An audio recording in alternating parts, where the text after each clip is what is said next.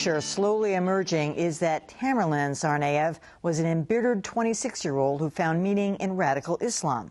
But friends describe 19-year-old Joh-Khar Tsarneav as a popular and fun-loving classmate. So what led the younger brother to allegedly perpetrate the horrific violence of the past week?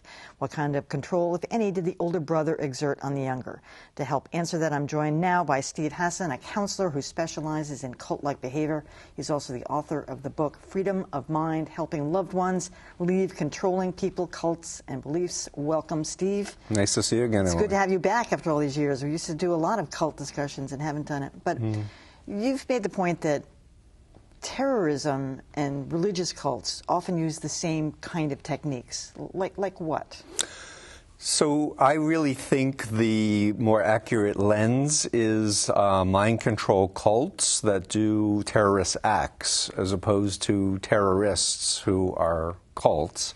And basically what we're talking about is an undue influence regime where someone is deceptively recruited incrementally into a totalistic black and white, us versus them, good versus evil worldview, where they're no longer thinking critically, they're no longer able to step out of their ideological position into anyone else's point of view, where phobias are installed in their head to make them feel like they will lose their salvation or they'll go insane if they think outside the box of their indoctrination.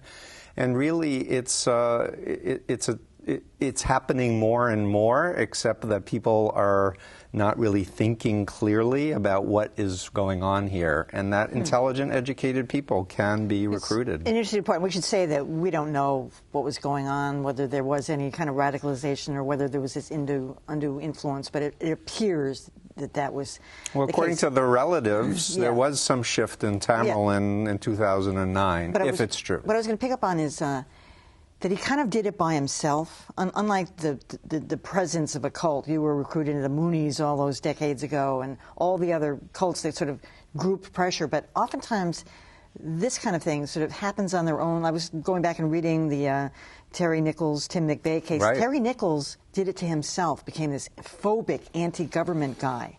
You know, just irrational. Well, I would beg to differ with you in the sense that there was radical influence by other individuals on him, but no one was specifically ordering him to go do the specific act. We're not sure yet about this case, and I personally do not believe that Tamerlan just decided, I'm going to bomb the Boston Marathon. I think that he probably had agents influencing him into believing that he needed to do violent acts. Maybe I'll be wrong. But my book is about controlling people, and over the decades that I've been helping people, it's now 36 years that I've been helping people, I'm seeing more and more cults of one or two or three. In this case, Tamerlan recruited his wife, who dropped out of school and became a Muslim and had a radical personality change, and then his brother, who is now in the hospital. And sounds like the mother, too. And I read this morning, yes, exactly. So, Steve, is it credible that the wife could not know, or is she in a mindset where she's still protecting? I mean, somebody's, making makeshift IEDs in whatever form, it was their basement or their garage or whatever, and becoming more and more radicalized. Is it possible? She's expressing shock and disbelief, the wife. Is it possible? Absolutely, it's possible. Is it probable?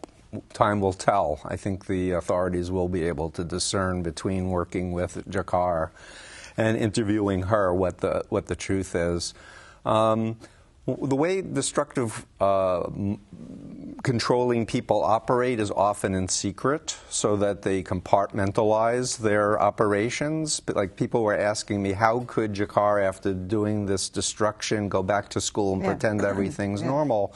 But in my work with my population, it happens all the time, where people can, like a light switch from their cult identity to their real identity and back, especially if they're told to. If they say, go back to school, pretend like nothing happens, like you don't know anything. Well, now that he's alone, the brother is dead, he's not going to be with his parents, will he have some kind of mind shift, in your opinion? I absolutely think so, especially if the brother was the mastermind and the controller. And if the government is smart, in my opinion, they will allow family members and friends of his who knew him when he was a good kid to have access, at least to give him video messages that, you know, you were such a great kid, what happened? It will stimulate his real identity and hopefully make him feel awful and guilty. And I guess I want to add the point that, you know, we want to send a message to the public, never that terrorism will not be tolerated, but we need to rethink just putting someone in jail or capital punishment. And if, in fact, he was a victim of undue influence, he should be used to, at least with a video message, try to dissuade other young people from going down the track of extremist ideology of Islamism.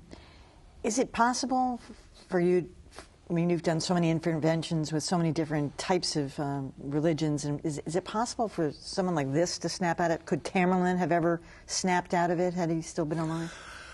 So now you're getting really into the heart of my work, which is what I call the strategic interactive approach. And it speaks to a big failing in our system to fight terrorism, which is that the first people to observe the radicalization of an individual is often the family and friends, and yet they have no alternative to either do nothing or turn their loved one into the authorities, whereas I'm saying we should give alternatives like doing an intervention with a Muslim cleric, with a former jihadi, and there are many people who have left it and who have decried it and who are working to help others get out of it. We should develop a system to stop terrorists before they do acts of terror. It's fascinating. All right, Steve, Hassan, thanks so much for coming. My pleasure. Thanks, Emily. All right, and that is it for Greater Boston. Tomorrow we'll have more on the latest developments in the marathon bombing. And here's Adam Riley with a look at what's in store for Beat the Press. Emily, this week we're going to have a special Beat the Press looking at media coverage of the Boston Marathon bombings. We'll talk about why this New York Post cover is still generating controversy and why other news organizations are being praised for their terrific coverage. The good, the bad, and the ugly this Friday on Beat the Press. All right, thanks, Adam. For all of us, I'm Emily Rooney. Good night.